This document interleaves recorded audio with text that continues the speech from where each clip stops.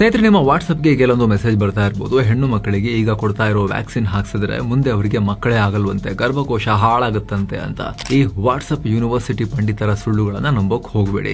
ದೇಶಾದ್ಯಂತ ಈಗ HPV human papilloma virus ನ ವ್ಯಾಕ್ಸಿನ್ ಡ್ರೈವ್ ಶುರುವಾಗಿದೆ. ಇದು ನಮ್ಮ ಹೆಣ್ಣು ಮಕ್ಕಳಿಗೆ ನಿಜವಾದ ಸಂಜೀವಿನಿ. ಯಾಕೊತ್ತಾ, ಭಾರತದಲ್ಲಿ ಮಹಿಳೆಯರನ್ನ ಅತಿ ಹೆಚ್ಚು ಬಲಿ ಪಡೆಯುವ ಕ್ಯಾನ್ಸರ್ಗಳಲ್ಲಿ ಗರ್ಭಕಂಠದ ಕ್ಯಾನ್ಸರ್ ಅಥವಾ ಸರ್ವೈಕಲ್ ಕ್ಯಾನ್ಸರ್ ಕೂಡ ಒಂದು.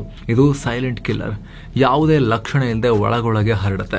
ಈ ಕ್ಯಾನ್ಸರ್ ಬರೋದನ್ನ ತಡೆಯೋಕೆ ಇರೋ ಏಕೈಕ ಅಸ್ತ್ರ ಅಂದ್ರೆ ಇದೇ HPV ವ್ಯಾಕ್ಸಿನ್. ಕ್ಯಾನ್ಸರ್ ತರೋ ವೈರಸ್ ವಿರುದ್ಧ ಇದು ನಮ್ಮ ಹೆಣ್ಣು ಮಕ್ಕಳ ದೇಹದಲ್ಲಿ ಭದ್ರವಾದ ಗುರಾಣಿ ರೀತಿ ಕೆಲಸ ಮಾಡುತ್ತೆ.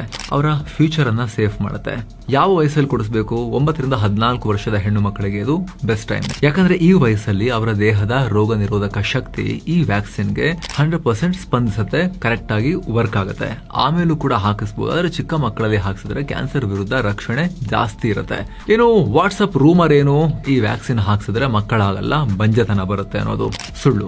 ವಿಜ್ಞಾನಿಗಳು, ದೊಡ್ಡ ದೊಡ್ಡ ಡಾಕ್ಟರ್ಗಳು ಎಲ್ಲ ಸಂಶೋಧನೆ ಮಾಡಿ ಸ್ಟಡಿ ಮಾಡಿ ಅಪ್ರೂವ್ ಮಾಡಿರೋ ಸೇಫ್ ವ್ಯಾಕ್ಸಿನ್, ಅದನ್ನ ಕೇಂದ್ರ ಸರ್ಕಾರ ಅಷ್ಟೇ ತಲೆ ಕೆಡಿಸ್ಕೊಂಡು ಈಗ ದೇಶದಲ್ಲಿ ಕ್ಯಾನ್ಸರ್ ನ ಫಸ್ಟ್ ತಡಿಬೇಕು ಅಂತ ಹೇಳಿ ಅಪ್ರೂವ್ ಮಾಡಿ ಜಾರಿಗೊಳಿಸ್ತಾ ಇರೋ ಯೋಜನೆ ಇದು. ಹಾಗಾಗಿ ವದಂತಿಗಳಿಗೆ ಕಿವಿಗೊಡಬೇಡಿ. ನಿಮ್ಮ ಹತ್ತಿರದ ಸರ್ಕಾರಿ ಆಸ್ಪತ್ರೆ ಅಥವಾ ನಿಮ್ಮ ಫ್ಯಾಮಿಲಿ ಡಾಕ್ಟರ್ ನ ಭೇಟಿ ಮಾಡಿ HPV ವ್ಯಾಕ್ಸಿನ್ ಬಗ್ಗೆ ಕರೆಕ್ಟ್ ಆಗಿ ಡಿಸ್ಕಸ್ ಮಾಡಿ ಡಾಕ್ಟರ್ ಹತ್ರ. ಅವ್ರು ಏನ್ ಹೇಳ್ತಾರೋ ದಯವಿಟ್ಟು ಫಾಲೋ ಮಾಡಿ. ಹಾಗೆ ಇಂತಹ